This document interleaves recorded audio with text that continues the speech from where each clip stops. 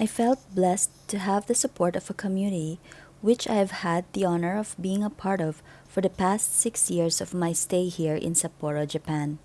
Without the help of the Super Kids Club, this practicum would probably not have materialized. SKC, in cooperation with Sapporo Christian Group, has provided me a space wherein I could hold my practicum teaching.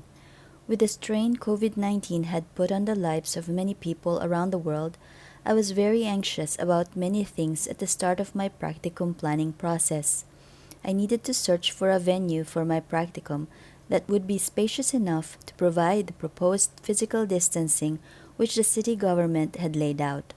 Also, I was quite uncertain whether I could get students at all. Although there was no lockdown imposed anywhere in Japan, people just followed the request of the government to stay at home.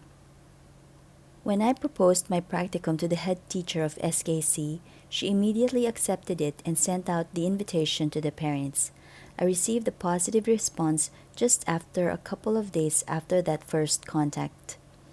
The most challenging aspect of this practicum was the numerous considerations I had to take with regard to the COVID 19 situation.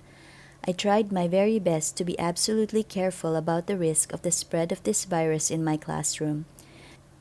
There were several factors that I consistently adhered in designing these activities. But these considerations reduced the fun factor in the activities, so it was truly a challenge for me to make the activities lively and interesting. I might have failed in some of them, but there were more occasions that the students looked like they were enjoying. One of the most memorable activity in this practicum was during day 3. I hung several flashcards on one side of the classroom that made up the words Happy Birthday. I pointed out this word and told them how it was read. Then, I removed the letters one by one and handed them out to each student. Afterwards, I asked them to go one by one and put the letters back to where I got them, and it should be spelled Happy Birthday.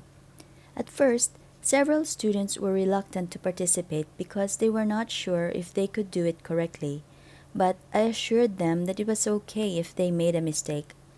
After all the letters were back hanging on the wall, I read how they were spelled. As several letters were not in their correct places, I voiced out a nonsensical word which made the students laugh. When I heard those laughters, I felt a sense of achievement and success in this activity. Well, I ended it by arranging the letters back to their places and read the correct words. Towards the end of my practicum, several students were asking me if we could continue doing our classes. This made me happy, but at the same time, I also felt a bit of a heartache because it would be very difficult for me to grant their requests, given my work and study load.